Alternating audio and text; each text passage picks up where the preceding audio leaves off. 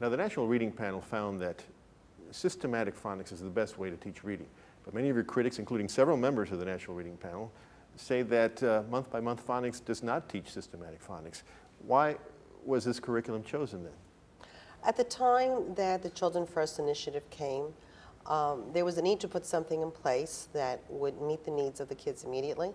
And month-by-month phonics, as well chosen in some schools, is now, at this time, not the primary message that we're using in terms of out there.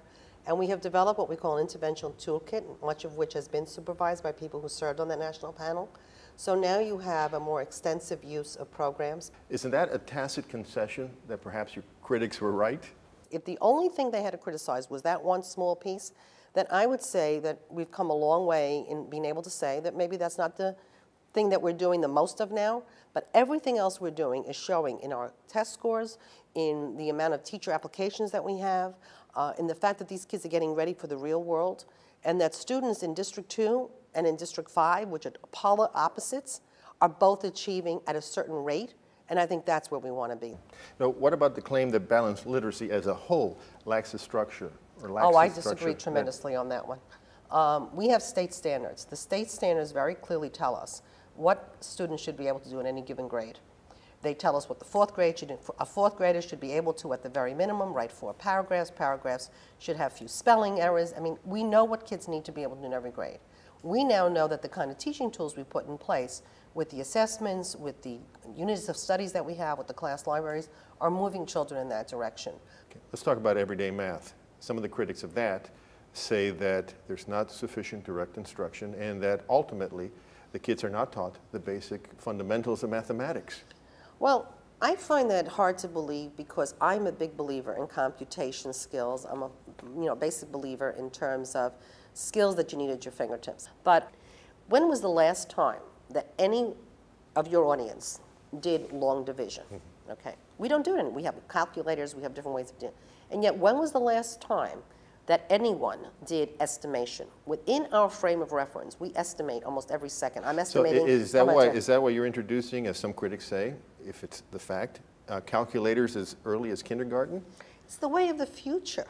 I mean, we are. But doesn't that take away our ability? I mean, that we depend on this machine? I think we use tools. I mean, why would you have a phone in your house if you have a cell phone? I mean, as we move forwards to the future, I'm not saying kids shouldn't know why they're doing long division, but we don't need to spend an entire month. In my times as a 4th grade teacher, a 5th grade teacher, I would spend maybe a month on long division until everybody in the class got it. The reality is that we have to move with the tools that we have and move forward. But some of the critics say that mathematics is a linear process, and that in order to get perhaps to the second rung, you have to learn the basics of the first rung. You have to learn the basics in order to even know how to use a calculator. Well, I would not disagree with that. I would certainly say the basics have to be learned. That's why we have the standards curriculum. The standards curriculum tells you very clearly, and this is the state curriculum, what you need to learn in grade 1 and grade 2 and grade 3, and we are following that. We're not, missing that step. But I also know that in many schools, we spend too much time on the basic skills without applying them. And it's the application of the facts that you learn that are going to get you to the next level. You mentioned the test. The fact is that other cities in the state, their test scores rose even higher than they did in the city, and they're not using the curricula that you're using here. So how can you attribute the higher test scores to the curricula? I would say that those very same critics would ask for my job if my scores had gone down. So you can't play the same thing on both ends of the angles. They went up. We're very proud of the fact they went up. If you go into classrooms, you'll see a lot more writing. You'll see a lot more discussion. We know we have a lot more work to do in our middle schools. That is really where I'm focusing on this year. The reality is that the critics either have to give us credit or not, but you can't play it both ways.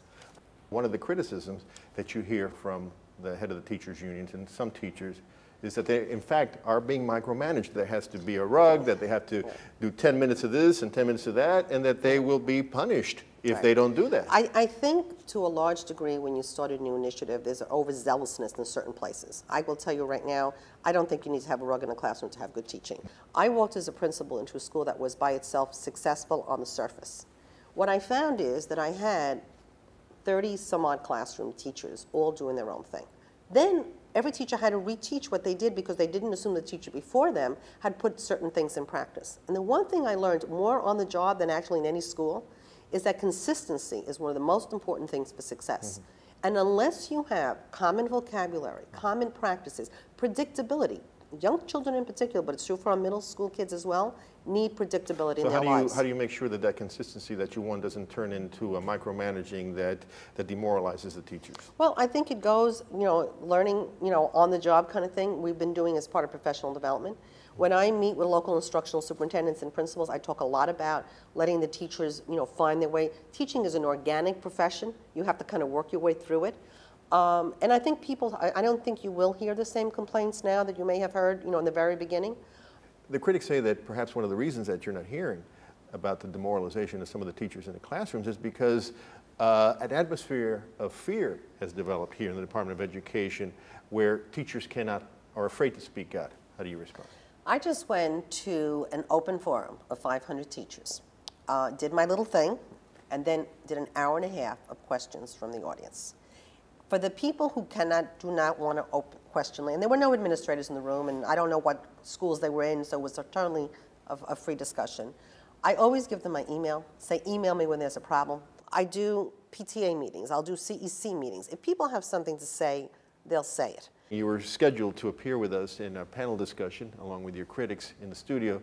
The critics who were at the panel discussion immediately assumed that you didn't show up because you didn't want to debate in an open forum, because they claim neither you nor the chancellor ever debate your critics in an open forum. Is that so? On the contrary, one of the critics held an open forum in the Bronx to which I sent my 2 top people. So we have been out there.